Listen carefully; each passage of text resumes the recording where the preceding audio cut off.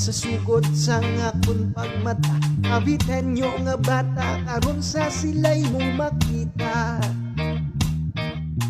Kabuntag sa silay sa Cavite nagdako, pero nagbalik ihapon sa lugar kung di nagtubo ang akong pinsan. Ang utok nag-andar.